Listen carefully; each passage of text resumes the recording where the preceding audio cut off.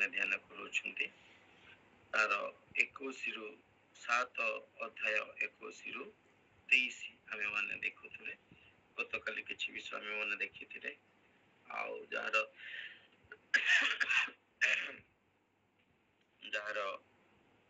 Title ଏପରି ଥିଲା will be enter in the kingdom of God କିଏ ଈଶ୍ୱରଙ୍କର ରାଜ୍ୟରେ ପ୍ରବାସ କରିବ ତ ଆମେ ମାନେ ଦେଖୁଥିଲୁ କେଉଁମାନେ ଈଶ୍ୱରଙ୍କ ରାଜ୍ୟରେ ପ୍ରବେଶ କରିବେ ତା ପୂର୍ବରୁ ଆମେ ମାନେ ଗତକାଲି ଦେଖିଲେ କି କେଉଁମାନେ ପ୍ରବେଶ କରିବେ ନାହିଁ ତ ବିଶେଷ ଭାବରେ ଆମେ ଦେଖୁଥିଲେ ସେଇମାନେ ପ୍ରବେଶ କରିବେ ନାହିଁ ଯେଉଁମାନେ ଧନକୁ ଆପଣା ଦେବତା ବୋଲି ମାନନ୍ତି ବା ଧନକୁ ଅଧିକ ପ୍ରାୟୋରିଟି ଦିଅନ୍ତି ଧନ ପଛରେ ଗୋଡ଼ାନ୍ତି ଦେଖାଯାଏ ଛୁଞ୍ଚିର ଛିଦ୍ର ଦେଇ ଅଟ ପ୍ରବେଶ କରିପାରିବ କିନ୍ତୁ ସେ ସ୍ୱର୍ଗ ରାଜ୍ୟରେ ପ୍ରବେଶ କରିବା ବଡ଼ କଷ୍ଟକର ଦ୍ୱିତୀୟ ବିଷୟ ଆମେ ମାନେ ଦେଖୁଥିଲେ ଯେଉଁମାନେ ପବିତ୍ର ନୁହନ୍ତି ଦ୍ୱିତୀୟ ପିତରର 1:3-9 ହିସାବରେ ଆମେ ମାନେ ଦେଖୁଥିଲେ ଯେଉଁମାନେ ପବିତ୍ର ନୁହନ୍ତି ଯେଉଁମାନେ ଉତ୍ତମ ଆଚରଣ କରନ୍ତି ନାହିଁ ଯେଉଁମାନଙ୍କୁ ଉତ୍ତମ ସ୍ୱଭାବ ନାହିଁ ଆଉ ଯେଉଁମାନଙ୍କ ପାଖରେ ସେଲ୍ଫ କଣ୍ଟ୍ରୋଲ ନାହିଁ ଆଉ ଏଇ ସମସ୍ତ ବିଷୟ ଆମେ ମାନେ ଦେଖୁଥିଲେ ଯେଉଁମାନେ ଯେଉଁମାନଙ୍କ ପାଖରେ ଧାର୍ମିକତା ନାହିଁ ସେମାନେ ଆଉ କ'ଣ କରିପାରିବେ ନାହିଁ କି ପ୍ରବେଶ କରିପାରିବେ ନାହିଁ ଆଉ ତୃତୀୟ ବିଷୟ ମଧ୍ୟ ଆମେ ଦେଖୁଥିଲେ ଜିହିଜିକଲ ତାର 13:9 ପଦରେ ଫଲ୍ସ ପ୍ରଫେଟ ଯେଉଁମାନେ ମିଥ୍ୟା ଭାବବାଦୀ ସେମାନେ ମଧ୍ୟ କ'ଣ କରିପାରିବେ ନାହିଁ ସ୍ୱର୍ଗ ରାଜ୍ୟରେ ପ୍ରବେଶ କରିପାରିବେନି ଯେଉଁମାନେ ମିଥ୍ୟା ପ୍ରଚାରକ ମିଥ୍ୟା ଭାବବାଦୀ ଅନ୍ୟକୁ ନିକଟରେ ନିଜର ଗୌରବ କରିବା ପାଇଁ କେବଳ ସେମାନେ ପରମେଶ୍ୱରଙ୍କର ବାକ୍ୟକୁ କହିଥାନ୍ତି ଆଉ ନିଜ ଇଚ୍ଛାରୁ ମଧ୍ୟ ଅନେକ ସମୟରେ କହିଥାନ୍ତି ଏ ସକଳ ଲୋକମାନେ କାରଣ ଯଦି ଆମେ ଆମ ଜୀବନକୁ ପବିତ୍ର କରିବା ନାହିଁ ଆମ ଜୀବନକୁ ଯଦି ଆମେ ମାନେ ପରିବର୍ତ୍ତନ କରିବା ନାହିଁ ସୁଧାରିବା ନାହିଁ ଆମ ଆଚରଣ ଉଚ୍ଚାରଣକୁ ଯଦି ଆମେ ମାନେ ସୁଧାରିବା ନାହିଁ କେବେ ମଧ୍ୟ ପ୍ରଭୁ ଆମକୁ ଦର୍ଶନ ଦେଇକି ସ୍ୱପ୍ନ ଦେଇକି କଥା କହିବେ ନାହିଁ ଅନେକ ସମୟରେ ଆମେ ମାନେ ଏଇ ପ୍ରକାର ଜୀବନ କାଟିଥାଉ କିନ୍ତୁ କହିଥାଉ କ'ଣ ନା ପ୍ରଭୁ ମତେ ଦର୍ଶନ ଦେ କଥା କହିଦେ ପ୍ରଭୁ ପାପ ସହିତ କେବେ ବାସ କରିପାରିବେ ନାହିଁ ଏଇ ସକଳ ବିଷୟ ଆମେ ମାନେ ଦେଖୁଥିଲେ ଫାଇନାଲି ଆମେ ମାନେ ପହଞ୍ଚିଥିଲେ ସେଇ ମାଥ୍ୟୁ 7:21 ଯେଉଁ ସ୍ଥାନରେ ଲେଖାଯାଏ କ'ଣ ମତେ କେବଳ ପଢ଼ିଦିଅନ୍ତୁ କିଏ ଟିକେ ମତେ ପ୍ରଭୁ ପ୍ରଭୁ ବୋଲି ଡାକନ୍ତି ଏପରି ପ୍ରତ୍ୟେକ ସ୍ୱର୍ଗ ରାଜ୍ୟରେ ପ୍ରବେଶ କରିବ ନାହିଁ ମାତ୍ର ଯେ ମୋହର ସ୍ୱର୍ଗସ୍ଥ ପିତାଙ୍କ ଇଚ୍ଛା ସାଧନ କରେ ସେ ପ୍ରବେଶ କରିବ ମାନେ ପ୍ରଭୁ ପ୍ରଭୁ ବୋଲି ଡାକନ୍ତି ଅର୍ଥାତ୍ ସମସ୍ତେ ଆମେ ମାନେ ପ୍ରଭୁ ପ୍ରଭୁ ବୋଲି ପ୍ରାୟତଃ ଡାକିଥାଉ କିନ୍ତୁ ଆମମାନଙ୍କ ହୃଦୟ ଅନେକ ଦୂରରେ ଥାଏ ଈଶ୍ୱରଙ୍କର ବାକ୍ୟ କୁହେ ସେମାନେ ମୁଖରେ ଆମକୁ ସ୍ୱୀକାର କରନ୍ତି ସତ ସେମାନଙ୍କ ଅନ୍ତଃକରଣ ଆମଠାରୁ ଅନେକ ଦୂରରେ ଅଛି ଏହି ପ୍ରକାର ବ୍ୟକ୍ତି ମାନେ ପ୍ରଭୁ ପ୍ରଭୁ କରୁଥାନ୍ତି କିନ୍ତୁ ସେମାନେ କୌଣସି ପ୍ରକାର ସ୍ୱର୍ଗ ରାଜ୍ୟକୁ ଯିବେ ନାହିଁ ଯଦି ବି ଆମେ ମାନେ ଲେଖାଯାଏ ତା ତଳ ପଦରେ ଅନେକ କହିବେ କ'ଣ କହିବେ କି ପ୍ରଭୁ ଆମେ ତୁମ ନାମରେ ଭୂତ ଛଡ଼େଇଲୁ ଆମେ ତୁମ ନାମରେ ଆଶ୍ଚର୍ଯ୍ୟ କାର୍ଯ୍ୟ କଲୁ ଆମେ ତୁମ ନାମରେ ପ୍ରଚାର କଲୁ ଅନେକ ସାରା ବିଷୟ ଆମେ ମାନେ କରିଛୁ ବୋଲି ବି ଯଦି ବି ସେମାନେ କୁହନ୍ତି କିନ୍ତୁ ପ୍ରଭୁ କୁହନ୍ତି ଧର୍ମାଚାରୀ ମୋ ଠାରୁ ଦୂର ହୁଅ ମୁଁ ସତ୍ୟ କହୁଛି ମୁଁ ତୁମକୁ କ'ଣ କରିନାହିଁ ଚିହ୍ନି ନାହିଁ କି ଜାଣି ନାହିଁ ତେବେ ମୋର ପ୍ରିୟ ମାନେ ଏହି ପ୍ରକାର ବ୍ୟକ୍ତି ମାନେ ଈଶ୍ୱରଙ୍କ ରାଜ୍ୟରେ ପ୍ରବେଶ କରିବେ ନାହିଁ ଦାଉଦ କୁହନ୍ତି ହେ ସଦାପ୍ରଭୁ କିଏ ପ୍ରବାସ କରିବ ତୁମ ରାଜ୍ୟରେ ବା ତୁମର ଉପସ୍ଥିତିରେ କିଏ ପ୍ରବାସ କରିପାରିବ ମୋର ପ୍ରିୟ ମାନେ ଏବେ ଦେଖିବା ଆମେ ମାନେ କେଉଁମାନେ ପ୍ରବାସ କରିପାରିବେ ଦ୍ୱିତୀୟ ପିତର ସେଇ ଯଦି ଆମେ ମାନେ ଦେଖିବା 2:11 ଲେଖାଯାଏ କେଉଁମାନେ ପ୍ରବେଶ କରିପାରିବେ ଦ୍ୱିତୀୟ ପିତର ଟିକେ ପଢନ୍ତୁ 2:11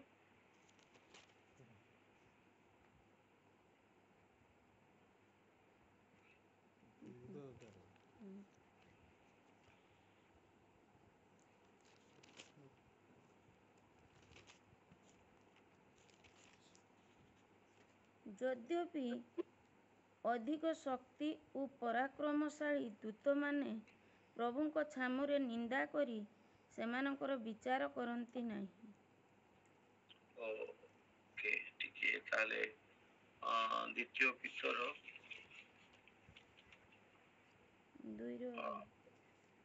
2:11 ପଢିଲେ ନା ଗୋଟେ ସେକେଣ୍ଡ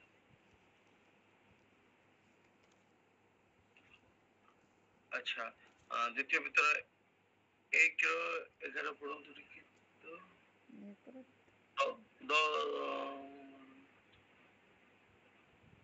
ହଁ ନା ସରି 1:10 ପଢନ୍ତୁ 1:10 ପଢନ୍ତୁ। ଅତଏବ ହେ ଭାଇମାନେ ତୁମ୍ଭେମାନେ ଆପଣା ଆପଣା ଆହ୍ୱାନ ଓ ମନୋନୟନକୁ ସ୍ଥିର କରିବା ନିମନ୍ତେ ଅଧିକ ଯତ୍ନଶୀଳ ହୁଅ। Be still in the Lord. ଈଶ୍ୱରଙ୍କ ଠାରେ କଣ କର ତୁମେ ସ୍ଥିର ହେଇକି ରୁହ ତୁମ ବିଶ୍ୱାସରେ ତୁମ ଯତ୍ନରେ ତୁମର ଆହ୍ୱାନରେ ତୁମେ କଣ ହୁଅ ସ୍ଥିର ରହିକି ରୁହ ତୁମ ଲାଇଫ ଷ୍ଟାଇଲ ଫ୍ଲକ୍ଚୁଏଟ ନ କରୁ ଅର୍ଥାତ ତୁମେ ଦିନ ପ୍ରତିଦିନ ଈଶ୍ୱରଙ୍କ ଠାରେ ସ୍ଥିର ହେଇକି ରୁହ ତାକି ତୁମ ବିଶ୍ୱାସରେ ଆଉ ପ୍ରଭୁଙ୍କ ଠାରେ ଭରସା କରିବାରେ ଆଉ ପ୍ରଭୁଙ୍କର ଆଜ୍ଞାବହତାରେ ତୁମ ଆହ୍ୱାନରେ ଏ ସକଳ ବିଷୟରେ ତୁମେ କଣ ହୁଅ ସ୍ଥିର ହେଇକି ରୁହ। ଯୋଉମାନେ ବର୍ଷା ଯୁଆଡେ ଛତା ସିଆଡେ ଦେଖାନ୍ତି ସେ ପ୍ରକାର ବ୍ୟକ୍ତି ମାନେ ସ୍ୱର୍ଗ ରାଜ୍ୟରେ ପ୍ରବେଶ କରିପାରିବେ ନାହିଁ କିନ୍ତୁ କୋଉମାନେ ପ୍ରବେଶ କରିବେ ଯୋଉମାନେ ଖ୍ରୀଷ୍ଟଙ୍କ ଠାରେ ସ୍ଥିର ହେଇକି ରହିବେ।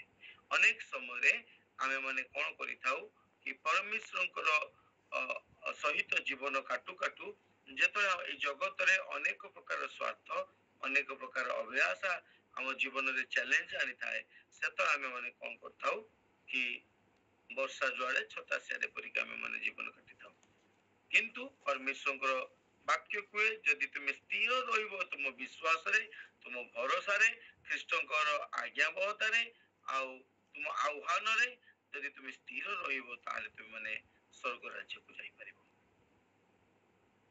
ସେକେଣ୍ଡ ପଦଟି ଆମେ ମାନେ ପଢିବା ମାଥ୍ୟୁ ଲିଖିତ ସୁସମାଚାର 5:20 କେଉଁମାନେ ସ୍ୱର୍ଗ ରାଜ୍ୟକୁ ଯାଇପାରିବେ?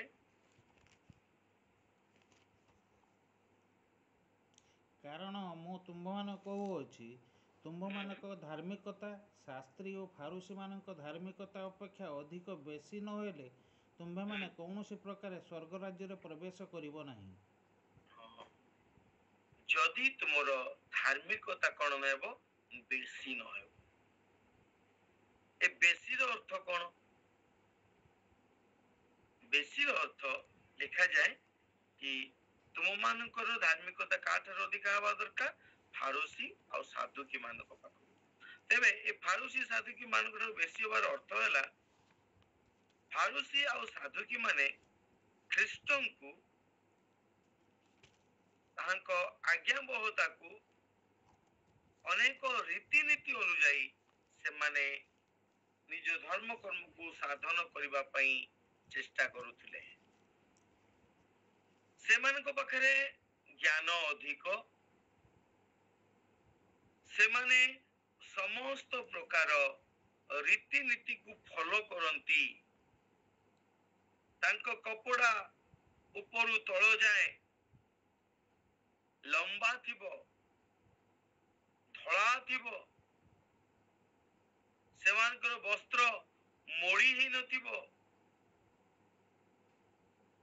ସେମାନେ ଦେଖାଯାଏ ଧନିଆ ପାନମହୁରି ଜିରାରୁ ମଧ୍ୟ ପୋଦିନା ପାନମହୁରି ଆଉ ଜିରାରୁ ମଧ୍ୟ କଣ କରନ୍ତି ସେମାନେ ଦଶମାଂଶ ବାହାର କରନ୍ତି ଛକ ସ୍ଥାନରେ ଛିଡା ହେଇ ଉଚ୍ଚ ସ୍ୱରରେ ପ୍ରାର୍ଥନା ମଧ୍ୟ କରନ୍ତି ଏ ସକଳ ବିଷୟ କରନ୍ତି କିନ୍ତୁ କୋଉଠି ନା କୋଉଠି ତାଙ୍କ ଅନ୍ତଃକରଣ ପରମେଶ୍ୱରଙ୍କ ଠାରୁ ଅନେକ ଦୂରରେ ଥାଏ। ସେଥିପାଇଁ ଯୋହନ କହିଲେ ରେ କାଳ ସର୍ପର ବଂଶ, ଆଗାମୀ କ୍ରୋଧରୁ ମନ ପରିବର୍ତ୍ତନ କରିବା ପାଇଁ କିଏ ତୁମକୁ ଚେତନା ଦେଲା? କାହିଁକି? ସେମାନଙ୍କର ଆଚରଣ ଆଉ ଉଚ୍ଚାରଣ ଦୁଇଟା ଭିତରେ ବହୁତ ପାର୍ଥକ୍ୟ ଥିଲା।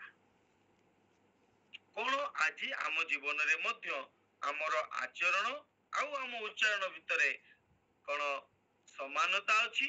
ନା ଆଜି ବି ଆମେ ଫାରୁଚି ସାଧୁକୀ ମାନଙ୍କ ପରି ଆମର ଆଚରଣ ଆଉ ଉଚ୍ଚାରଣ ଭିତରେ ଅନେକ ପ୍ରଭେଦ ଅଛି।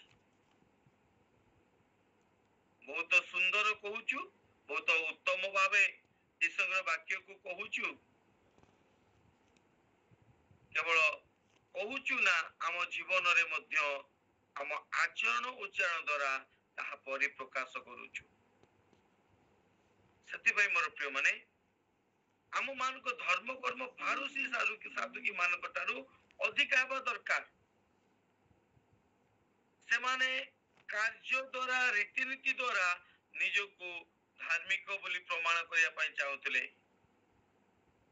ଆଜି ଅନେକ ଲୋକ ଆମେ ମାନେ କେବଳ ରବିବାର ଖ୍ରୀଷ୍ଟିଆନ ହୋଇ ବା ରବିବାର ଦିନ ମଣ୍ଡଳୀ ଯାଇ ବା ଯୋଉ ଦିନ ସହଭାଗିତା ଅଛି ସେଇଦିନ କେବଳ ସହଭାଗିତାକୁ ଯାଇ ପ୍ରେଜ୍ ଦ ଲର୍ଡ ହାଲେଲୁୟା ଦୁଇଟା ୱାର୍ଡ ଯଦି ଆମେ ମୁଖରେ ଖାଲି ଘୋଷୁଥିବା, ତାହେଲେ ଆମେ ମାନେ ଫାରୁସି ଆଉ ସାଧୁକୀ ପରିକା ଅଛୁ। ଯଦି ନିଜକୁ କେବଳ ଖ୍ରୀଷ୍ଟିଆନ କହୁଥିବା, ବିଶ୍ୱାସୀ କହୁଥିବା, ତାହେଲେ ଆଜି ଆମର ଅବସ୍ଥା ମଧ୍ୟ ସେଇ ପ୍ରକାର, ସେଇ ଫାରୁସି ଆଉ ସାଧୁକୀ ମାନଙ୍କ ପରିକା। ଈଶ୍ୱରଙ୍କ ବାକ୍ୟ କୁହେ ଆମର ଧାର୍ମିକତା ସେମାନଙ୍କ ଠାରୁ ଅଧିକା ହେବାର ଆବଶ୍ୟକତା ଅଛି। ଆଉ ଏ ଅଧିକା କେତେବେଳେ ହେଇପାରିବ? ଯେତେବେଳେ ଆମ ହୃଦୟରୁ ଆମେ ଯୀଶୁଙ୍କୁ ପ୍ରେମ କରିବା ଶିଖିବା। ଫାରୁସି ମାନେ ଈଶ୍ୱରଙ୍କ ନିମନ୍ତେ ନିଜର ଜୀବନ ଶୈଳୀ ବା ଜଗତର ରୀତିନୀତି ବା ସମାଜର ରୀତିନୀତିକୁ ନେଇ ସେମାନେ ବେଶ ଷ୍ଟ୍ରଙ୍ଗ ଥିଲେ। କିନ୍ତୁ ପ୍ରଭୁ କୁହନ୍ତି ତୁମକୁ ତାଙ୍କ ଠାରୁ ଅଧିକା ହେବାର ଅଛି। ତୁମ ଧାର୍ମିକତା ସେମାନଠାରୁ ଅଧିକା ହେବାର ଅଛି।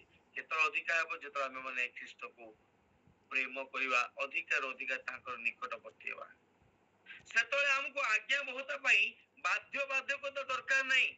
ଅଟୋମେଟିକଲି ଆମେ ମାନେ ତାଙ୍କ ଆଜ୍ଞାବହ ହେବା। କାହିଁକି? ଯୀଶୁ କହିଲେ ଯଦି ତୁମେ ମତେ ପ୍ରେମ କରୁଛ ତାହେଲେ ମୋର ଆଜ୍ଞାକୁ ମଧ୍ୟ ପାଳନ କରିବ। ଏହା ଏକ ବୋଝ ସ୍ୱରୂପ ନୁହେଁ, ମାତ୍ର ଆମ ନିମନ୍ତେ ଏକ ଆନନ୍ଦର ବିଷୟ ହେବ। ଖ୍ରୀଷ୍ଟ କହିଲେ ମୋର ଜୁଆଳିକୁ ବହନ କର, କାରଣ ତାହା ହାଲୁକା ଆଉ ଉଶ୍ୱାସ। ଖ୍ରୀଷ୍ଟଙ୍କର ଆଜ୍ଞା ଆମ ପାଇଁ ବୋଝ ସ୍ୱରୂପ ହେବ ନାହିଁ। କେତେବେଳେ ହେବ ନାହିଁ? ଯେତେବେଳେ ଆମେ ତାହାଙ୍କ ପ୍ରତି ଆମ ପ୍ରେମକୁ ବଢେଇବା, ତାଙ୍କ ପ୍ରତି ଆମର ସହଭାଗିତାକୁ ବଢେଇବା, ତାଙ୍କ ପ୍ରତି ଆମର ନିକଟତାକୁ ଇଣ୍ଟିମେସିକୁ ବଢେଇବା, ସେତେବେଳେ ମୋର ପ୍ରିୟ ମାନେ ଅଟୋମେଟିକଲି ଆମେ ମାନେ ତାହାଙ୍କର ଆଜ୍ଞା ବହ ହେବା ପାଇଁ ହୃଦୟରୁ, ଆମକୁ କେହି ବାଧ୍ୟ କରିବା ନାହିଁ, ମାତ୍ର ହୃଦୟରୁ ଆମେ ମାନେ ସମସ୍ତେ ସେଥିପାଇଁ ଉଚ୍ଚକି ରହିବା। ଖ୍ରୀଷ୍ଟ ଏହି ପ୍ରକାର ଧାର୍ମିକତାକୁ ଖୋଜନ୍ତି, ନା କି କେବଳ ରିଚୁଆଲି ବା ପ୍ରଥା ଗୁଡିକ ହିସାବରେ ଆମେ ମାନେ ଖ୍ରୀଷ୍ଟିଆନ ନ ହେଉ। ଅନେକ ସମୟରେ ଆମେ ମାନେ ଜାବୁଡି ଧରିଥାଉ, ଆମ ମାନଙ୍କର ବିବାହ କେମିତି ହେବ, ଆମ ମାନଙ୍କର ବାକି ବିଷୟରେ କେମିତିକା କଣ କରାଯିବ। ଅନେକ ସମୟରେ ଯଦି ଆମର ପ୍ରଭୁଙ୍କ ପ୍ରାର୍ଥନା ଆଉ ଉପର ତଳ ହେଇଗଲା, ଯଦି ଠିକ ଜାଗାରେ ନହେଲା, ତାହେଲେ ସେଇଟା ଆମକୁ ବହୁତ ଅଡ ଲାଗିଥାଏ। ଅନେକ ସମୟରେ ଆମର ରୀତିନୀତି ଗୁଡିକ କମିଗଲେ ବହୁତ ଅଡ ଲାଗିଥାଏ। କେହି କୁହନ୍ତି ଧଳା ନ ପିନ୍ଧିଲେ ହେବ ନାହିଁ, କେହି କୁହନ୍ତି ଆହୁରି ଅନେକ ସାରା ବିଷୟ। ପ୍ରଭୁଙ୍କ ନିମନ୍ତେ ମୁଁ ଏଟା ନ କଲେ ହେବ ନାହିଁ, କେହି କୁହନ୍ତି ମୁଁ ଲେଣ୍ଟ ନ ପାଳିଲେ 40 ଦିନ ଉପବାସ ନ କଲେ ହେବ ନାହିଁ। ମାତ୍ର ଖ୍ରୀଷ୍ଟ ଆମର ପ୍ରଥା ଗୁଡିକୁ ଦେଖିବା ପାଇଁ, ରୀତିନୀତିକୁ ପାଳନ କରିବା ପାଇଁ ଦେଖନ୍ତି ନାହିଁ। ଅନେକ କେହି ତ କୁହନ୍ତି ନୂଆ ବର୍ଷ 25 ଡିସେମ୍ବରରେ ନୂଆ ନ ପିନ୍ଧିଲେ ବି ହେବ ନାହିଁ। ଏ ସକଳ ବିଶ୍ଵ ପ୍ରଥା ଅଟେ। ଆମର ପ୍ରତ୍ୟେକ ଦିନ ଡିସେମ୍ବର 25 ଆଉ ପ୍ରତ୍ୟେକ ଦିନ ନୂଆ ବର୍ଷ ହବାର ଆବଶ୍ୟକତା ଅଛି। ଆଉ ଆମ ହୃଦୟରୁ ତାହାଙ୍କ ପ୍ରତି ସେ କ୍ଷୁଧା ରହିବାର ଆବଶ୍ୟକତା ଅଛି। କେବଳ ବସ୍ତ୍ର ପିନ୍ଧି ତାହାଙ୍କ ନିମନ୍ତେ ସୌନ୍ଦର୍ଯ୍ୟ ହେବା ନାହିଁ, ମୂଷାଙ୍କ ତୁଲ୍ୟ ତାହାଙ୍କ ଅଭିଷେକ ପାଉ ପାଉ ତାହାଙ୍କ ନିକଟବର୍ତ୍ତୀ ହେଉ, ତାହାଙ୍କ ସହଭାଗିତା ରହୁ ଆମ ମୁଖର ତେଜ ବଢେଇବାର ଆବଶ୍ୟକତା ଅଛି। ହାଲେଲୁୟା। ମୂଷା ଦୀର୍ଘ 40 ଦିନ ଆଉ 40 ରାତ୍ର ଧରି ଲେଖାଯାଏ ସେ ଜଳ ମଧ୍ୟ ପାନ କଲେ ନାହିଁ। ସେ ପରମେଶ୍ୱରଙ୍କ ଉପସ୍ଥିତିରେ ଏତେ ହଜି ଯାଇଥିଲେ, ପରମେଶ୍ୱରଙ୍କ ନିକଟବର୍ତ୍ତୀ ଏମିତି ଗାଇ ଯାଇଥିଲେ ତାକି ତାଙ୍କ ଶାରୀରିକ ବିଷୟ କୌଣସି ପ୍ରକାର ସେ ଜାଣି ପାରୁନଥିଲେ ବା ଶାରୀରିକ ବିଷୟ ତାଙ୍କ ଉପରେ ପ୍ରଭାବ ପକେଇ ପାରିଲା ନାହିଁ। ମୋର ପ୍ରିୟ ମାନେ, ଯେତେବେଳେ ଆମେ ମାନେ ପରମେଶ୍ୱରଙ୍କ ସହିତ ଆମର ସହଭାଗିତାକୁ ଆମର ଇଣ୍ଟିମେସିକୁ ବଢେଇ ଦବା, ସେତେବେଳେ ଏ ଶାରୀରିକ ପ୍ରଲୋଭନ ଉପରେ ଆମେ ମାନେ ବିଜୟ ପାଇପାରିବା। ଯୋଉ ଇସ୍ରାଏଲ ଲୋକମାନେ ମୋର ପ୍ରାନ୍ତରରେ ଜଳ ପାଇଁ ଅନେକ ଥର ବିଦ୍ରୋହ କଲେ, କିନ୍ତୁ କଣ ମିଶର ଦେଶରେ ମରିବା ପାଇଁ ଜାଗା ନଥିଲା, ଆମକୁ ଆଣିକି ପ୍ରାନ୍ତରରେ ମାରିବା ପାଇଁ ଚେଷ୍ଟା କରୁଛୁ। ଅନେକ ପ୍ରକାର ବିଦ୍ରୋହ କଲେ ଜଳ ପାଇଁ, କିନ୍ତୁ ସେଇ ମୂଷା ଯେତେବେଳେ ପରମେଶ୍ୱରଙ୍କ ଉପସ୍ଥିତିରେ ରହିଲେ ଦୀର୍ଘ 40 ଦିନ 40 ରାତ୍ରି ଦେଖି ଧରି, ଆଉ ସେତେବେଳେ ତାଙ୍କ ତଣ୍ଟି ଶୁଖିଲା ନାହିଁ, ସେତେବେଳେ ତାଙ୍କୁ ଶୋଷ ଲାଗିଲା ନାହିଁ, ସେତେବେଳେ ଖାଦ୍ୟର ଆବଶ୍ୟକତା ହେଲା ନାହିଁ, ସେତେବେଳେ ଆଉ କିଛି ବିଷୟ ଆବଶ୍ୟକତା ହେଲା ନାହିଁ। କାହିଁକି? ପରମେଶ୍ୱରଙ୍କର ଉପସ୍ଥିତିରେ ରହିବା ଆମ ମାନଙ୍କ ଶାରୀରିକ ଅଭ୍ୟାସ ଉପରେ ଆମକୁ ବିଜୟ ଦେବ। ଆଉ ଆମ ମାନଙ୍କ ଧାର୍ମିକତା ଏହି ପ୍ରକାର ହେବାର ଆବଶ୍ୟକତା ଅଛି। ନା କି କେବଳ ରବିବାର ଗିର୍ଜା ଯାଇକି, ନା କି ପ୍ରଭୁ ଭୋଜ ଦିନ କେବଳ ମଣ୍ଡଳୀ ଯାଇକି, ନା କି କେବଳ ସକାଳ ପ୍ରାର୍ଥନା ଟିକେ ସନ୍ଧ୍ୟାବେଳେ ପ୍ରାର୍ଥନା ଟିକେ ପ୍ରଭୁଙ୍କ ପ୍ରାର୍ଥନା କରିଦେଲେ ହେବ, ତାହା ନୁହେଁ। ଆମର ଧାର୍ମିକତାକୁ ବଢେଇବାର ଆବଶ୍ୟକତା ଅଛି। ଆମ ଚିନ୍ତା, ଆମ ଭାବନା, ଆମର ହୃଦୟ, ଆମର କାର୍ଯ୍ୟ, ଆମର କଥା ସବୁ ବିଷୟରେ ଈଶ୍ୱରଙ୍କର ନିକଟବର୍ତ୍ତୀ ହେବାର ଆବଶ୍ୟକତା ଅଛି। ତେବେ ମୋର ପ୍ରିୟ ମାନେ, ଲେଖାଯାଏ କଣ କି ତୁମେ ମାନେ ଯଦି କଣ ନ ହେବ ତ ଧାର୍ମିକତା ଫାରୁସି ଆଉ ସାଧୁକୀ ମାନଙ୍କ ଠାରୁ ଅଧିକା ନ ହେବ, ତାହେଲେ ତୁମେ ଈଶ୍ୱର ରାଜ୍ୟକୁ ଯାଇପାରିବ ନାହିଁ। ଆମଙ୍କର ଈଶ୍ୱର ରାଜ୍ୟକୁ ଯିବାକୁ ହେଲେ ଏ ସକଳ ବିଷୟ ଉପରେ ଆମର ଧାର୍ମିକତାକୁ ବଢେଇବାର ଆବଶ୍ୟକତା ଅଛି। ହାଲେଲୁୟା। ଆମେ ଯେ ଧାର୍ମିକ ଏହା ସତ୍ୟ, କିନ୍ତୁ ଡେ ବାଇ ଡେ ଧାର୍ମିକରୁ ଧାର୍ମିକତା ଆଡକୁ, ସିଦ୍ଧରୁ ସିଦ୍ଧତା ଆଡକୁ ଆମକୁ ବଢିବାର ଆବଶ୍ୟକତା ଅଛି। କାରଣ ଈଶ୍ୱରଙ୍କ ବାକ୍ୟ ଲେଖାଯାଏ, ପାପ ନ କରେ ଏପରି ବ୍ୟକ୍ତି କେହି ନାହିଁ। ଥରେ କେବଳ ଯୀଶୁଙ୍କ ରକ୍ତରେ ଯେ ଆମେ ମାନେ ଧୌତ ହେଇଯାଇଛୁ, ଆଉ ଆମେ ଧାର୍ମିକ କହିକି ନିଜ ସହିତ ଆମେ ମାନେ ପ୍ରବଞ୍ଚନା ନ କରୁ, ନ ଠକୁ, ଆମକୁ ପ୍ରତ୍ୟେକ ଦିନ ଅନୁତାପ କରିବାର ଅଛି। ବିଷୟରେ ଆମକୁ ଖ୍ରୀଷ୍ଟଙ୍କ ସହିତ ଆହୁରି ସହଭାଗିତାକୁ ବଢେଇବାର ଆବଶ୍ୟକତା ଅଛି। ତେବେ ଆମେ ତାଙ୍କ ଆଜ୍ଞାବହତାରେ ମଧ୍ୟ ବଢି ପାରିବା, ତେବେ ଆମେ ତାଙ୍କୁ ପ୍ରେମ କରିବାରେ ମଧ୍ୟ ବଢି ପାରିବା। କିନ୍ତୁ ସେଲ୍ଫ ରାଇଚିୟସନେସ ଆମ ପାଇଁ ଯଥେଷ୍ଟ ନୁହେଁ। ଆତ୍ମ ଧାର୍ମିକତା, କିଛି ବ୍ୟକ୍ତି ଆମେ ମାନେ ଅନେକ ସମୟରେ ଭାବିଥାଉ ମୁଁ ହିଁ କେବଳ ଧାର୍ମିକ, ମୁଁ ହିଁ ଏମିତି କରିଛି, ମୁଁ ହିଁ ସେମିତି କରିବି। ଏଟା ଆତ୍ମ ଧାର୍ମିକତା। ଆମେ ଆତ୍ମ ଧାର୍ମିକତା ନ ହେଉ, କାହିଁକି ଆତ୍ମ ଧାର୍ମିକତା ପରମେଶ୍ୱରଙ୍କ ନିକଟରେ ଗ୍ରହଣୀୟ ନୁହେଁ। ତେବେ ଆମେ ମାନେ ଦେଖୁଛେ ଆମର ଧାର୍ମିକତା କଣ ହବା ଦରକାର ଅଛି? ଫାରୁସି ଆଉ ସାଧୁକୀ ମାନଠାରୁ ଅଧିକା। ନମ୍ବର 3, ଆମେ ଦେଖିବା ଆଉ କୋଉ ମାନେ ପ୍ରବେଶ କରିପାରିବେ। ମାଥ୍ୟୁ ଲିଖିତ ସୁସମାଚାର 18ର 3 ପଦ ଟିକେ କି ପଢନ୍ତୁ।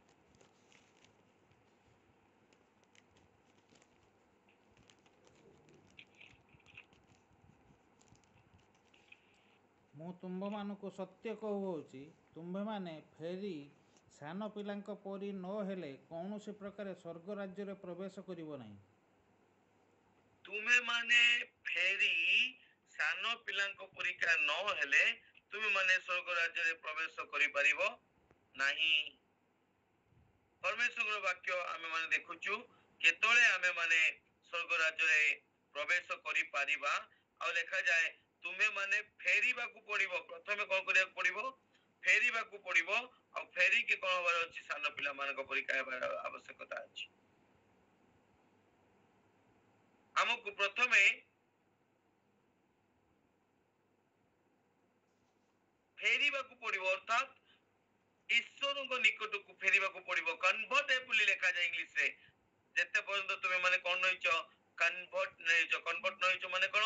ଯୋଉ ଅବସ୍ଥାରେ ଥିଲ ସେ ଅବସ୍ଥାରେ ତୁମେ କଣ ହବାର ଅଛି? ପରିବର୍ତ୍ତନ ହବାର ଅଛି, ଫେରିବାର ଆବଶ୍ୟକତା ଅଛି, ଟର୍ନ ହବାର ଅଛି। କୋଉ କୋଉ ଭର୍ସନରେ ଲେଖାଯାଏ truly I say to you unless you would turn, ଯେତେ ପର୍ଯ୍ୟନ୍ତ ତୁମେ ମାନେ କଣ ହେବ ନାହିଁ? ଫେରିବ ନାହିଁ, ଟର୍ନ ହେବ ନାହିଁ, କନଭର୍ଟ ହେବ ନାହିଁ। କୋଉଠୁ? ନିଜର ଶାରୀରିକ ଆଚରଣରୁ, ଶାରୀରିକ ଅଭିଳାଷାରୁ, ମନ୍ଦ ସ୍ୱଭାବରୁ, ମନ୍ଦ ଚରିତ୍ରରୁ, ଏ ସକଳ ବିଷୟରୁ ତୁମକୁ ଫେରିବାର ଅଛି। ଆଉ ଯେତେ ପର୍ଯ୍ୟନ୍ତ ତୁମେ ଫେରିବ ନାହିଁ ସେତେ ପର୍ଯ୍ୟନ୍ତ ତୁମେ ସାନ ପିଲାମାନଙ୍କ ପରୀକ୍ଷା ମଧ୍ୟ ହେଇପାରିବ ନାହିଁ। କାହିଁକି ମୋର ପ୍ରିୟ ମାନେ ସାନ ପିଲାମାନେ? ସାନ ପିଲାମାନେ କଣ ବେଶୀ ଧାର୍ମିକ, ବେଶୀ ପବିତ୍ର? ଅନେକ ସମୟରେ ଆମେ ମାନେ ଭାବିଥାଉ ସାନ ପିଲାମାନେ କଣ ସେମାନେ ପବିତ୍ର, ସେମାନେ କୌଣସି ପାପ କରିନାହାନ୍ତି। ମୋର ପ୍ରିୟ ମାନେ ଈଶ୍ୱରଙ୍କର ବାକ୍ୟ କୁହେ ଜଣେ ବି ନାହିଁ ଯିଏକି ପାପ କରି ନାହିଁ। ଯଦି ଗୋଟେ ସାନ ପିଲାକୁ ଆପଣ ଦେଖିବେ କିଛି ଗୋଟେ ଖେଳନା ଧରିଥିବ ତା ହାତରୁ ଛଡେଇ ନେଲେ ସେ ଇରିଟେଟ ହେଇଯାଏ, ସେ କ୍ରୋଧ କରେ। କ୍ରୋଧ କଣ ଅଟେ? କ୍ରୋଧ ପାପ ଅଟେ। ଯଦି ସାନ ପିଲାଙ୍କୁ ଦେଖିବେ କୌଣସି ଜିନିଷ ପ୍ରଲୋଭିତ ଲାଗିଲା, ସେ ଭାବନ୍ତିନି ଏଟା କାହାର ବୋଲି କହିକି ସେମାନେ ନିଜ ପକେଟରେ ପୁରେଇ ନେବା ପାଇଁ ଚେଷ୍ଟା କରନ୍ତି। ଏହା ପାପ ଅଟେ। ଅନେକ ସମୟରେ ଯଦି ସାନ ପିଲାମାନଙ୍କୁ ଆପଣ ମାନେ କିଛି ଗାଳି କରିବେ, ମାରିବେ, ସେମାନେ ମଧ୍ୟ ଅନେକ ସମୟରେ ସେଇ ପ୍ରକାର ରିଆକ୍ଟ କରନ୍ତି। ଏହା ପାପ ଅଟେ। ତେବେ କାହିଁକି ପରମେଶ୍ୱର କହିଲେ ସାନ ପିଲାମାନଙ୍କ ପରି ହେବା ପାଇଁ? ସାନ ପିଲା ଯେତେ ଯାହା କଲେ ବି ସେ ତାର ପିତାର ଉପରେ ଡିପେଣ୍ଡେଣ୍ଟ ଥାଏ ଫର ଏଭ୍ରିଥିଙ୍ଗ। ତା ଜୀବନର ପ୍ରତ୍ୟେକ ଅବସ୍ଥାରେ, ପ୍ରତ୍ୟେକ ବିଷୟରେ ସେ ତାର ପିତାଙ୍କ ଠାରେ ନିର୍ଭର କରେ। ସେ ତାର ପିତାର କାନ୍ଧରେ ବୁହା ହେବା ପାଇଁ ଇଚ୍ଛା କରେ। ସେ ତାର ପିତାର ଆଙ୍ଗୁଳି ଧରି ଚାଲିବା ପାଇଁ ଇଚ୍ଛା କରେ। ସେ ସକଳ ବିଷୟ ପିତାଙ୍କ ନିକଟରେ ପିଟିସନ ଦିଏ। ବାବା ମତେ ଏଇଟା ଦରକାର, ସେଇଟା ଦରକାର, ଏମିତି ଦରକାର, ସେମିତି ଦରକାର। ସେ ସମ୍ପୂର୍ଣ୍ଣ ରୂପେ ମୋର ପ୍ରିୟ ମାନେ ପିତାଙ୍କ ଠାରେ ନିର୍ଭରଶୀଳ ଅଟେ। କଣ ଆମେ ଆଜି ଆମର ସ୍ୱର୍ଗସ୍ଥ ପିତାଙ୍କ ଠାରେ ନିର୍ଭରଶୀଳ କି? ଅନେକ ସମୟରେ ଆମେ ଟିକେ ପ୍ରଭୁରେ ବଢିଗଲେ, ଟିକେ କିଛି ଦିନ ପ୍ରଭୁରେ ପୁରୁଣା ହେଇଗଲେ ଆମେ ମାନେ ଭାବୁ ମୋର ବୁଦ୍ଧି ଜ୍ଞାନ ଯଥେଷ୍ଟ, ଆମେ ମାନେ ଚାଲାକ ହେଇଯାଇଥାଉ। କିନ୍ତୁ ମୋର ପ୍ରିୟ ମାନେ ପ୍ରଭୁ ଆମକୁ ଚାହାନ୍ତି ସାନ ପିଲା ହେବା ପାଇଁ। ଫେର, ତୁମେ କେଉଁଠୁ ଅଛ? ଫେର। ସେଥିପାଇଁ ଲେଖାଯାଏ ଯେତେ ପର୍ଯ୍ୟନ୍ତ ତୁମେ ମାନେ ଫେରି ନାହ, ଆଉ କଣ ହେଇନାହ? ସାନ ପିଲାମାନଙ୍କ ପରିକା ହେଇନାହ। ସାନ ପିଲା ଅର୍ଥାତ୍ ମୁଁ ଖ୍ରୀଷ୍ଟଙ୍କ ଠାରେ ନିର୍ଭର କରିବି ମୋର ପ୍ରତ୍ୟେକ ଆବଶ୍ୟକତା, ପ୍ରତ୍ୟେକ ବିଷୟ ନିମନ୍ତେ। ପିଲାମାନେ ତାଙ୍କ ପିତାଙ୍କର ରବକୁ ଶୁଣନ୍ତି। ଯୀଶୁ କହନ୍ତି ମୋର ମେଷ ମାନେ ମଧ୍ୟ ମୋର ସ୍ୱରକୁ ଚିହ୍ନନ୍ତି, ଅର୍ଥାତ୍ ଆଜ୍ଞାବହତାକୁ ବୁଝାଏ। କଣ ଆମେ ମାନେ ଖ୍ରୀଷ୍ଟଙ୍କ ନିମନ୍ତେ ଆଜ୍ଞାବହ ଅଟୁ ତ? କଣ ଆମର ନିର୍ଭର କେବଳ ଖ୍ରୀଷ୍ଟଙ୍କ ଠାରେ ଅଛି ତ? କଣ ଆମର ଭରସା, ଆମର ଅପେକ୍ଷା କଣ ଖ୍ରୀଷ୍ଟଙ୍କ ଠାରେ ଅଛି ତ? ମୋର ପ୍ରିୟ ମାନେ ପିଲାମାନେ ଚାହାନ୍ତି ପିତାଙ୍କ କାନ୍ଧରେ ବୁହାଯିବା ପାଇଁ। मोर परमेश्वर प्रतिज्ञा करी अछंती तुमे पको केसरे मध्य वृद्धा अवस्था मध्य जो समय तुमे भाबुच मोर चुट्टी पाची गलानी आ मु बुढ़ा ही गलिनी सेही समय मध्य परमेश्वर कहती आंधे तुमको कांधरे बोहिबा मोर प्रिय माने कोन आमे ताहा कथा निर्भरशील की एही प्रकार हेले आमे माने स्वर्ग राज्य को जाई पारिबा जदि आमे माने कोन हेबा प्रथम विषय टर्न हवा अपना अवस्था रु अपना सोच रु अपना चिंता रु भावना रु अपना समस्त बुद्धि ज्ञान रु आमे माने कोन करिबा फेरिबा कोड फेरिबा परमेश्वर को निकट को हमर आचरण स्वभाव रु मंदता रु आमे माने फेरिबा परमेश्वर को निकट को आउ केमति होबा एक सानो पिला परिका अर्थात आंबर निर्भरता आंबर भरोसा ख्रीष्टଙ୍କ ଉପରେ ରଖିବା ଆଉ ଆମ ତାହାଙ୍କ ପ୍ରତି ଆଜ୍ଞାବହ ହେବା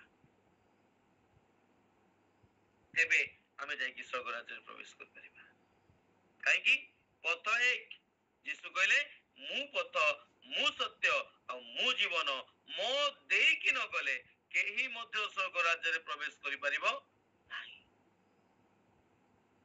ଖ୍ରୀଷ୍ଟଙ୍କ ଦେଇକି ଖ୍ରୀଷ୍ଟଙ୍କ ଦ୍ୱାରା ହିଁ ଆମେ ମାନେ ସ୍ୱର୍ଗ ରାଜ୍ୟକୁ ଯାଇପାରିବା ଆମର ନିର୍ଭରତା ସମ୍ପୂର୍ଣ୍ଣ ରୂପେ ତାଙ୍କ ଠାରେ ରଖିବାର ଆବଶ୍ୟକତା ଅଛି ଓକେ ଦେନ୍ ଆମେ ମାନେ ପଢିବା ଯୋହନ ପୁସ୍ତକ ଲାଷ୍ଟ ପଦଟି ଆମେ ମାନେ ପଢିବା ଯୋହନ ପୁସ୍ତକ 3 ର 5 ଯୀଶୁ ଉତ୍ତର ଦେଲେ ସତ୍ୟ ସତ୍ୟ ମୁଁ ତୁମ୍ଭକୁ କହୁଅଛି ଯୀଶୁ ଉତ୍ତର ଦେଲେ ମୁଁ ତୁମକୁ ସତ୍ୟ ସତ୍ୟ କହୁଅଛି ଜଳ ଓ ଆତ୍ମାରୁ ଜନ୍ମ ନ ହେଲେ ଜଳ ଆଉ ଆତ୍ମାରୁ ଆମକୁ ଜାତ ହେବାର ଆବଶ୍ୟକତା ଅଛି କଣ ଲେଖାଯାଏ ଜଳ ଆଉ ଆତ୍ମାରୁ ଜାତ ନ ହେଲେ କେହି ଈଶ୍ୱରଙ୍କ ରାଜ୍ୟରେ ପ୍ରବେଶ କରିପାରେ ନାହିଁ କେହି ମଧ୍ୟ ଈଶ୍ୱର ରାଜ୍ୟରେ ପ୍ରବେଶ କରିପାରିବ ନାହିଁ ମୋର ପ୍ରିୟ ମାନେ ଜଳ ଆଉ ଆତ୍ମାରୁ ଆମକୁ ଜନ୍ମ ହେବାର ଆବଶ୍ୟକତା ଅଛି ତେବେ ଜନ୍ମ ହେବା କେମିତି ସେଦିନ ନିକୋଦିମସ୍ ଜଣେ ପ୍ରଧାନ ଗୁରୁ ସେ ପଚାରୁଛନ୍ତି କଣ ମୁଁ ଆଉ ଥରେ ବୃଦ୍ଧାବସ୍ଥାରେ ମଧ୍ୟ ମୋର ମାର ଉଦର ମଧ୍ୟରେ ପ୍ରବେଶ କରିବି ଆଉ ଥରେ ଜନ୍ମ ହେବି ପୁନର୍ଜନ୍ମ ହେବି ଯୀଶୁ କହିଲେ ନା ତୁମେ ବୁଝିପାରୁନ ତୁମକୁ ଜଳ ଆଉ ଆତ୍ମାରୁ ଜାତ ହେବାକୁ ପଡିବ ଜଳ କହିଲେ ଈଶ୍ୱରଙ୍କର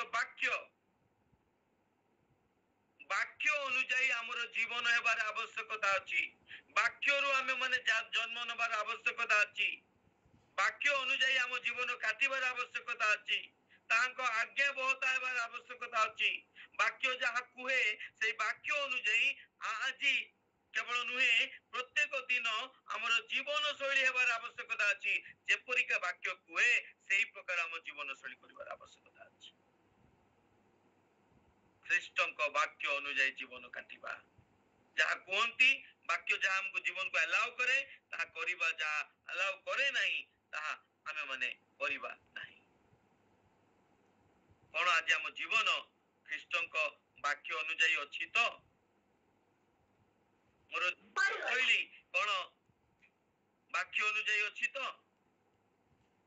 ଯଦି ନାହିଁ ଆମେ ମାନେ ସଚେତନ ହେଇଯାଉ ଦ୍ୱିତୀୟ ବିଷୟ ଆମେ ଦେଖୁଛୁ କଣ ଆତ୍ମାରୁ ଜାତ ହେବାର ଆବଶ୍ୟକତା ଅଛି କାରଣ ପରମେଶ୍ୱର କହିଲେ ମାଂସରୁ ଯାହା ଜାତ ତା ମାଂସ ଅଟେ ଆତ୍ମାରୁ ଯାହା ଜାତ ତା ଆତ୍ମା ଅଟେ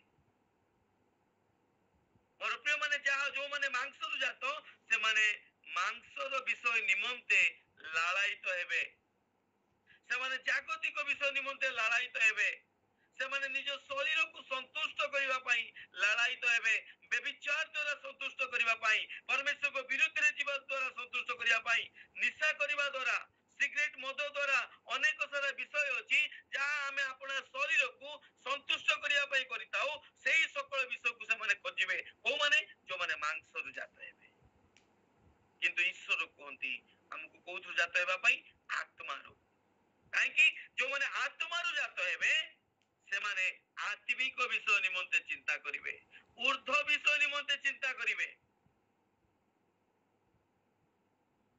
ଆତ୍ମିକ ବିଷୟ ଶାନ୍ତି ପ୍ରେମ ଆନନ୍ଦ ପରୋପକାରିତା, ଭଦ୍ରତା, ନମ୍ରତା, ବିଶ୍ୱସ୍ତତା, ଆତ୍ମସଂଯମତା। ସେମାନେ ଖ୍ରୀଷ୍ଟଙ୍କୁ ଧାରଣ କରିବେ, ସେମାନେ ଆତ୍ମିକ ବିଷୟ ପାଇଁ ଚିନ୍ତା କରିବେ। କେଉଁ ପ୍ରକାର ମୁଁ ଈଶ୍ୱରଙ୍କ ଇଚ୍ଛାକୁ ପୂରା କରିବି, କେଉଁ ପ୍ରକାର ଈଶ୍ୱର ଯାହା କହିଛନ୍ତି ମୁଁ ପାଳନ କରିବି, କେଉଁ ପ୍ରକାର ମୁଁ ଖ୍ରୀଷ୍ଟଙ୍କ ତୁଲ୍ୟ ହେବି। ଆତ୍ମିକ ବିଷୟ ଆତ୍ମାରେ ବଢିବା ପାଇଁ, ପ୍ରାର୍ଥନାରେ ବଢିବା ପାଇଁ, ବାକ୍ୟରେ ବଢିବା ପାଇଁ, ଜ୍ଞାନରେ ବଢିବା ପାଇଁ, ଈଶ୍ୱରଙ୍କୁ ଭୟରେ ବଢିବା ପାଇଁ, ସେଇ ସକଳ ବିଷୟ ପାଇଁ ସେମାନେ ଚିନ୍ତା କରିବେ। ଯୋଉମାନେ ଆତ୍ମାରୁ ଜାତ ହେବେ, କାରଣ ଈଶ୍ୱର ଆତ୍ମା ଅଟନ୍ତି। ଈଶ୍ୱର ଆତ୍ମା ଅଟନ୍ତି। ଆଉ ଯେଉଁମାନେ ତାଙ୍କ ଠାରୁ ଜାତ, ସେମାନେ ଆତ୍ମା ହେବା ଦରକାର। ଆଉ ଆତ୍ମା ଶରୀରର ପ୍ରତିକୂଳ ଅଟେ। ବାଇବେଲ କୁହେ ଆତ୍ମା ଶରୀରର ପ୍ରତିକୂଳ ଅଟେ। ମୋର ପ୍ରିୟ ମାନେ, ତେବେ ଆମେ କେଉଁ ପ୍ରକାର ଜୀବନ କାଟୁଛୁ? ଶାରୀରିକ ଭାବରେ ବା ଆତ୍ମିକ ଭାବରେ? ଯଦି ଶାରୀରିକ ଭାବେ କାଟୁଛୁ, ଆମେ ମାନେ ସ୍ୱର୍ଗ ରାଜ୍ୟ ପ୍ରବେଶ କରିପାରିବା ନାହିଁ। ଆମକୁ ଆତ୍ମିକ ବିଷୟ ନିମନ୍ତେ ଲାଳାୟିତ ହେବାର ଅଛି। ଈଶ୍ୱର କୁହନ୍ତି, ଏ ଜଗତିକ ବିଷୟ ନିମନ୍ତେ ତୁମେ ଲାଳାୟିତ ନ ହୋଇ ଊର୍ଦ୍ଧ୍ୱସ୍ଥ ବିଷୟ ପ୍ରତି ତୁମେ ମନୋଯୋଗୀ ହୁଅ। କେଉଁ ପ୍ରକାର ଆମେ ମାନେ ଈଶ୍ୱରଙ୍କର ନିକଟବର୍ତ୍ତୀ ହେବାକୁ ପଡ଼ିବା। ସେଥିପାଇଁ ଈଶ୍ୱରଙ୍କ ବାକ୍ୟ ଲେଖାଯାଏ, ଯଦି ତୁମେ ଜଳ ଓ ଆତ୍ମାରୁ ଜାତ ନ ହେବ, ତୁମେ ସ୍ୱର୍ଗ ରାଜ୍ୟ ଯାଇପାରିବ ନାହିଁ। ଆମକୁ ସ୍ୱର୍ଗ ରାଜ୍ୟ ଯିବା ପାଇଁ ହେଲେ ପ୍ରତ୍ୟେକ ଦିନ ଆମକୁ ଜାତ ହେବାର ଅଛି, ଜନ୍ମ ହେବାକୁ ଅଛି। ଥରେ ଜନ୍ମ ନେଲେ ହେବ ନାହିଁ। ଆମେ ତ ଖ୍ରୀଷ୍ଟକୁ ବିଶ୍ୱାସ କରିକି ଖ୍ରୀଷ୍ଟଙ୍କ ଠାରେ ଜନ୍ମ ନେଇଅଛୁ, କିନ୍ତୁ ପ୍ରତ୍ୟେକ ଦିନ ଡେ ବାଇ ଡେ ଆମକୁ ଜଳରୁ ଜାତ ହେବାର ଅଛି, ଅର୍ଥାତ୍ ତାହାଙ୍କ ଆଜ୍ଞା ବହତା ହେବାର ଅଛି, ଅର୍ଥାତ୍ ତାଙ୍କ ବାକ୍ୟ ଅନୁଯାୟୀ ଆମକୁ ଜୀବନ କାଟିବାର ଆବଶ୍ୟକତା ଅଛି। ଆମକୁ ଆତ୍ମିକ ବିଷୟ ଅନ୍ୱେଷଣ କରିବାର ଆବଶ୍ୟକତା ଅଛି। ତେବେ ଆମେ ମାନେ କଣ ହେଇପାରିବା? ସ୍ୱର୍ଗ ରାଜ୍ୟରେ ପ୍ରବାସ ହେଇପାରିବା। ମୋର ପ୍ରିୟ ମାନେ, ସେଥିପାଇଁ ରିପିଟେଡଲି ମୁଁ ଆଉ ଥରେ ଫେରିବା ପାଇଁ ଚାହେଁ ମାଥ୍ୟୁ ଲିଖିତ ସୁସମାଚାର ତାର 7 ଅଧ୍ୟାୟ 21ରୁ 23। ଆଉ ଥରେ ମୁଁ ରିପିଟେଡଲି ଆସିବା ପାଇଁ ଚାହେଁ। ପଢନ୍ତୁ ଟିକେ କେହି। ମତେ ପ୍ରଭୁ ପ୍ରଭୁ ବୋଲି ଡାକନ୍ତି, ଏପରି ପ୍ରତ୍ୟେକ ସ୍ୱର୍ଗ ରାଜ୍ୟରେ ପ୍ରବେଶ କରିବେ ମାଥ୍ୟୁ ନାହିଁ। ତାର 7 ଅଧ୍ୟାୟ 21ରୁ 23। ମତେ ପ୍ରଭୁ ପ୍ରଭୁ ବୋଲି ଡାକନ୍ତି, ମତେ ପ୍ରଭୁ ପ୍ରଭୁ ବୋଲି ଡାକନ୍ତି, ଏପରି ପ୍ରତ୍ୟେକ ସ୍ୱର୍ଗ ରାଜ୍ୟରେ ପ୍ରବେଶ କରିବେ ନାହିଁ। ଏପରି ସ୍ୱର୍ଗ ରାଜ୍ୟ ସମସ୍ତେ ପ୍ରବେଶ କରିପାରିବେ ନାହିଁ। ମାତ୍ର ଯେ ମୋହର ସ୍ୱର୍ଗସ୍ଥ ପିତାଙ୍କ ଇଚ୍ଛା ସାଧନ କରେ। ଯିଏ କିଏ ପ୍ରବେଶ କରିବ? ଯିଏ ମୋର ସ୍ୱର୍ଗସ୍ଥ ପିତାଙ୍କ ଇଚ୍ଛାକୁ କଣ କରେ? ସାଧନ କରେ। ସ୍ୱର୍ଗସ୍ଥ ପିତା ଇଚ୍ଛା ତାହେଲେ କଣ? ଆମେ ଖ୍ରୀଷ୍ଟଙ୍କ ଠାରେ ଆପଣ ଆହ୍ୱାନରେ, ବିଶ୍ୱାସରେ, ଭରସାରେ ସ୍ଥିର ହେଇକି ରହୁ। କେବଳ ରବିବାର ଦିନ ସ୍ଥିର ନ ହେଉ, ଆମେ ପ୍ରତ୍ୟେକ ଅବସ୍ଥାରେ ସ୍ଥିର ହେଇକି ରହିବାର ଅଛି। କେବଳ ଆନନ୍ଦ ସମୟରେ, ପ୍ରଚୁରତା ସମୟରେ ସ୍ଥିର ନ ହେଉ, ଅଭାବ ସମୟରେ ମଧ୍ୟ ସ୍ଥିର ହେବାର ଅଛି। କେବଳ ସୁସ୍ଥତା ସମୟରେ ନୁହେଁ, ଅସୁସ୍ଥତା ସମୟରେ ମଧ୍ୟ ସ୍ଥିର ହେବାର ଅଛି। ଯେତେବେଳେ ଶାନ୍ତି ଆନନ୍ଦ ସମୟରେ ନୁହେଁ, ଦୁଃଖ କ୍ଲେଶ ଦେଇକି ଗଲାବେଳେ ମଧ୍ୟ ଆମେ ତାଙ୍କ ଠାରେ ସ୍ଥିର ହେଇକି ରହିବାର ଆବଶ୍ୟକତା ଅଛି। ସେଥିପାଇଁ ମୋର ପ୍ରିୟ ମାନେ, କଣ ଲେଖାଯାଏ? ଯେଉଁମାନେ ମୋର ସ୍ୱର୍ଗସ୍ଥ ପିତାଙ୍କ ଇଚ୍ଛା ସାଧନ କରେ, ସେ ପ୍ରବେଶ କରିବ। ସେ ହିଁ ପ୍ରବେଶ କରିବ। 22 ଲେଖାଯାଏ କଣ? ସେଦିନ ଅନେକ ମତେ କହିବେ, ହେ ପ୍ରଭୁ, ହେ ପ୍ରଭୁ, ଆମ୍ଭେମାନେ କି ତୁମ୍ଭ ନାମରେ ଭାବବାଣୀ କହିଲୁ ନାହିଁ? ପୁଣି ତୁମ୍ଭ ନାମରେ କି ଭୂତ ଛଡ଼ାଇଲୁ ନାହିଁ? ଆଉ ତୁମ୍ଭ ନାମରେ କି ଅନେକ ଶକ୍ତିର କାର୍ଯ୍ୟ କଲୁ ନାହିଁ? ସେତେବେଳେ ମୁଁ ସେମାନଙ୍କୁ ସ୍ପଷ୍ଟ ରୂପେ କହିବି, ମୁଁ ତୁମ୍ଭମାନଙ୍କୁ କେବେ ହେଁ ଜାଣେ ନାହିଁ। ହେ ଅଧ୍ୟୟନକାରୀମାନେ, ମୋ ପାଖରୁ ଦୂର ହୁଅ। ଚିନ୍ତା କରନ୍ତୁ ମୋର ପ୍ରିୟ ମାନେ, ଆଜି ଯୋଉମାନେ ବହୁତ ବଡ ବଡ ଭାବେ ନିଜକୁ ରେପ୍ରେଜେଣ୍ଟ କରନ୍ତି, କଣ ବଡ ବଡ ଭାବେ? ଭାବବାଣୀ କହିବାରେ, କଣ କରିବାରେ? ଆଶ୍ଚର୍ଯ୍ୟ କାର୍ଯ୍ୟ କରିବାରେ, ଆଉ କଣ କରିବାରେ? ମିରାକଲ୍ସ କରିବାରେ, ସମସ୍ତ ପ୍ରକାର ନା କଣ ଦେଇଥାନ୍ତି ଜାଣିଛନ୍ତି ତାଙ୍କ ସେବା କାର୍ଯ୍ୟର? Power ministry. ଲୋକମାନେ କଣ ଆଶ୍ଚର୍ଯ୍ୟ କାର୍ଯ୍ୟ ଖରାପ? ନା, ଖରାପ ନୁହେଁ। କଣ ଶକ୍ତିର କାର୍ଯ୍ୟ କରିବା ଖରାପ? ନା, ଖରାପ ନୁହେଁ। ହିଲିଂ କରିବା କଣ ଖରାପ? ନା, ଖରାପ ନୁହେଁ। ତେବେ ଏଇ ପ୍ରକାର ବ୍ୟକ୍ତି ମାନଙ୍କୁ କାହିଁକି ପ୍ରଭୁ କହୁଛନ୍ତି ତୁମେ ମତେ ଯାଇପାରିବ ନାହିଁ? कहीं यहाँ यथेष्ट नुहे, यहाँ यथेष्ट नुहे। ए सकल विषय गोटे विश्वासी गुण, गोटे विश्वास चरित्र। बाइबल कहे विश्वासी माने ताकर चिन्ह कौन चिन्ह? आश्चर्य कार्य करिवे। एटा गोटे सामान्य विषय, एतिकी हेले यथेष्ट नुहे। मोर प्रिय माने दया करी आजिर जगत परिका आमे माने न हेउ, जगतर अनुरूपी न हेउ, कहीं जगत आज यही सकल विषय पछरे चलछि। कौन आम मंडली रे आश्चर्य कार्य हेउ नहीं? कौन आम प्रार्थना रे आश्चर्य कार्य हेउ नहीं? कौन रविवार दिन आमर साक्ष्य रे आश्चर्य कार्यर विषय आमे वर्णना करूना? डेफिनेटली करूछु, निश्चित रूपे करूछु। किंतु सेही विषय केवल आपको स्वर्ग राज्य नहीं कि जीवा को जाई परिबो नहीं, ता द्वारा आपण माने स्वर्ग राज्य जाई परिबे नहीं। ता आपको शरीर रे आवश्यकता अछि, शरीर रे लाभदायक मिराकल्स, शरीर रे लाभदायक हीलिंग, शरीर रे लाभदायक। प्रभु कौन कहले? तुमको शरीर रे नु आत्मा रु जात हेबार अछि। से लाजर आ धनी व्यक्ति कथा में माने जानिछु। धनी व्यक्ति समस्त विषय सुस्थता सबता समस्त विषय अचीव करथुला। लाजर मरी गला पछे किंतु से सुस्थ हे पाला नहीं, मरी गला पछे तार अवस्था परिवर्तन, दारिद्रता उठी पाला नहीं, मरी गला पछे तार अवस्था परिवर्तन हेला नहीं। किंतु मोर प्रिय माने से गोटे विषय मते बहुत झटका लागे, जेतबेले अब्राहम कहउचंती सेई लाजर रो सपक्ष रे काकू? धनी व्यक्ति को। धनी व्यक्ति जेतले कहउची लाजर को टिके पठाओ, मो पार्टी रे कोन करू, तार हाथ रे गोटे गोटे ड्रॉप जलर बुंदा दौ। प्रभु कहउचंती बापा रे तू बंची थिला बेले समस्त विषय पाइछु, किंतु ये पाई नहीं। बंची थिला बेले आपन जीवन रे हीलिंग हेई गले, मिनिस्ट्री पावर मिनिस्ट्री हेई गले, आउ किछि विषय हेई गले, एहा यथेष्ट नुहे। एहा आपन शरीर रो कार्य, एहा आपन शारीरिक भावे संतुष्ट करिवो। किंतु ख्रीष्ट कोंती बापा रे से पाई नथिला, तेबे पाळी एबे कार? लाजर। पर प्रिय माने ए सकल विषय उत्तम विषयटे आम पई दरकार। शारीरिक रोटी मध्य दरकार, किंतु ख्रीष्ट कहले मनुष्य केवल रोटी रे बंचिबो नहीं। सेति पई हमको ए विषय रे ध्यान दबार अछि। आज विशेष भाव रे आमे केमिति का स्वर्ग राज्य रे प्रवेश कर परिबा। हां पढंतु तापर पदटा टिके सरीला दे।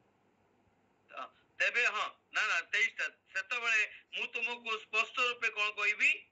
मु तुमको केबे है जानी नहीं रे अधर्माचारी मोठारु दूर हो। तेबे मोर प्रिय माने हमर परिस्थिति केमिति का कोन आज ख्रीष्ट हमको कहबे कि रे अधर्माचारी मु तुमको जानी नहीं मोठारु दूर हो, ना कहबे रे मोर विश्वस्तता साहस मु दक्षिण पार्श्व रे बस।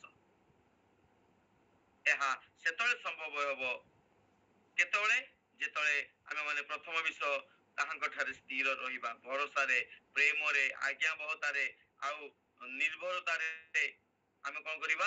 हम आह्वान रे स्थिर रहिबा। द्वितीय विषय में देखिले आमे कोन हेबा दरकार? धार्मिक हेबा आवश्यकता अछि। केउ प्रकार धार्मिक? आत्म धार्मिकता नुहे। केमति का धार्मिक? तो फारूसी साधुकी मानक ठार मध्य अधिका प्रथा पालन करिबा ठार मध्य अधिका तांक आज्ञा बहता हेबार अछि। तृतीय विषय में देखिले कोन? आमे टर्न हबार अछि, रिटर्न हबार अछि। हमर सोच रु, हमर भावना रु, हमर कार्य रु, मंदता रु, शारीरिक विषय हमको फेरीबार आवश्यकता अछि। आ केमति हबार अछि? सारा पिला बुझिबार अछि। तेबे जाय हम स्वर्ग राज्य प्रवेश करिबा। चतुर्थ विषय में देखिले कोन? Born with spirit and water. जल आउ आत्मा रु हमें कोन हबा? जात हेबार आवश्यकता अछि। जल कहले आज्ञा बहता, आत्मा कहले शारीरिक विषय रु आम मुख्य को फेरेबार आवश्यकता अछि, शारीरिक विलास। तेबे मोर प्रिय माने आसु आज हमने प्रार्थना करिबा। प्रभु साहाय्य करते विषय रे आमे एई चारि गोटी विषय को ध्यान दबा, जो विषय रे आमे माने स्वर्ग राज्य को प्रवेश करिबा। আজি ଆଉ ଯଦି କୌଣସି ପ୍ରକାର ସେ ପ୍ରକାର ବିଷୟ ଅଛି ଯାହା ଆମକୁ ସ୍ୱର୍ଗ ରାଜ୍ୟ ଯିବା ପାଇଁ ବାଧା ଦେଉଛି, ଯେଉଁ ସକଳ ବିଷୟ ଆମେ ଗତକାଲି ଦେଖିଥିଲେ, ରିବିଲିୟସ୍ ଆଚରଣ, ବିଦ୍ରୋହର ଆଚରଣ, ଅନାଜ୍ଞାବହତାର ବିଷୟ, ଫଲ୍ସ ପ୍ରଫେଟ୍, ଆଉ এই সকল ବିଷୟ ଯୋଉ ଆମେ ଦେଖିଥିଲେ, ଅନରାଇଚିୟସନେସ୍, ଅପବିତ୍ରତା ଆଉ ଅଧାର୍ମିକତା, ଏ ସକଳ ବିଷୟ, ସେଲ୍ଫ କଣ୍ଟ୍ରୋଲ ଯାହାର ନାହିଁ, ଏ ସକଳ ବିଷୟ ଯଦି ଅଛି ତହିଁରୁ ଆମେ ପୃଥକ ହେବା।